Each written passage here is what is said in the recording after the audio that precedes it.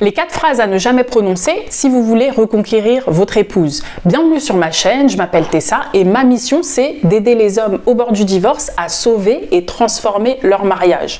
La première phrase c'est « tu me dois bien une chance ». Là, vous rentrez dans une dynamique transactionnelle, c'est-à-dire que il n'y a plus d'amour, c'est purement transactionnel. Elle vous doit quelque chose et donc vous estimez qu'elle doit vous rendre ce dû. Sauf que c'est totalement faux. Votre épouse ne vous doit absolument rien. Peu importe ce que vous avez vécu ensemble, elle ne vous doit rien. C'est un être humain unique et elle a aussi elle a ses propres pensées, sa propre façon de réagir aux situations.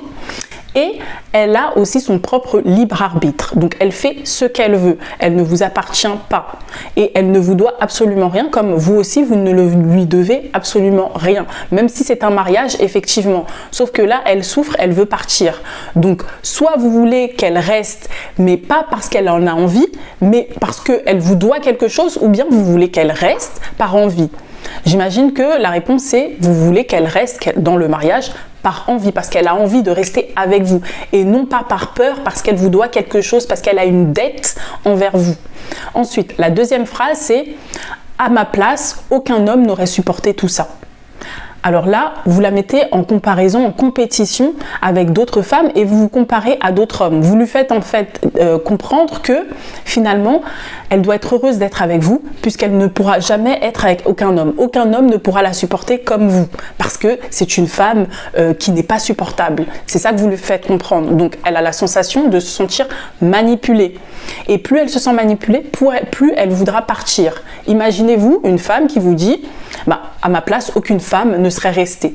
Finalement, ça vous donne encore plus envie, vous vous posez des questions, vous vous dites, mais en fait, finalement, elle veut me manipuler pour que je reste dans cette situation avec elle. Elle ne veut pas le meilleur pour moi. Et c'est ça la différence entre quelqu'un qui vous aime réellement et une personne qui, par peur, veut que vous restiez. Là, c'est de la peur, c'est pas de l'amour. Parce que quand on aime réellement quelqu'un, on veut le mieux pour cette personne-là. On veut la meilleure personne pour cette personne-là. On ne veut pas l'enfermer, on ne veut pas la manipuler, lui faire croire qu'il n'y aura aucun homme qui sera bien pour elle. Alors que votre femme, j'imagine que si vous l'avez épousée, c'est parce que vous pensez que c'est une belle personne. C'est parce que vous pensez que c'est la femme de votre vie, qu'elle est aimante, qu'elle a toutes les qualités que vous recherchez chez une femme. Sinon, vous ne serez pas avec elle. Donc, quel est l'intérêt de lui faire croire qu'aucun homme ne veut d'elle? Bien sûr que d'autres hommes veulent d'elle. Donc, ça ne sert strictement à rien et ça ne fera que la faire fuir. Ensuite, la troisième phrase, c'est « tu avais juré que tu resterais pour le meilleur et pour le pire ». Donc, durant le mariage, c'est ce qu'elle a promis.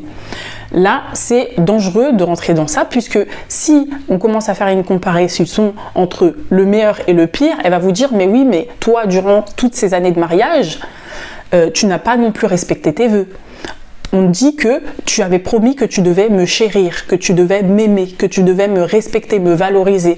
Et tu n'as rien fait de ça durant toutes ces années, ces 10 ans, 20 ans de mariage. Donc finalement, tu te fiches de moi, c'est l'hôpital qui se fout de la charité. Donc ça va se retourner immédiatement contre vous, puisque vous êtes le premier à avoir rompu vos vœux. Donc n'utilisez pas les vœux comme moyen, comme outil de culpabilité pour la faire rester dans le mariage, puisque vous n'êtes pas en position de force de toute façon. Ensuite, quatrième phrase, c'était tu avais juré devant tout le monde que tu resterais pour toujours. Donc durant le mariage, vous avez fait la cérémonie et elle a juré devant tout le monde qu'effectivement, elle resterait. Sauf que ça ne fonctionne pas aujourd'hui. Vous êtes figé dans le passé, vous restez sur ce qui s'est passé il y a Mathusalem, sur ce qu'elle a promis il y a X années. Sauf que ça ne fonctionne pas aujourd'hui. Aujourd'hui, elle ressent de la douleur, de la tristesse et elle n'en peut plus d'être avec vous. Donc ça montre votre manque d'empathie. Si vous êtes quelqu'un d'empathique, vous allez reconnaître sa douleur et vous allez lui dire mais en fait je veux le meilleur pour toi, donc peu importe avec qui tu es, je veux que tu te sentes bien. Je veux que tu sois heureuse, peu importe avec qui, où, quand, comment.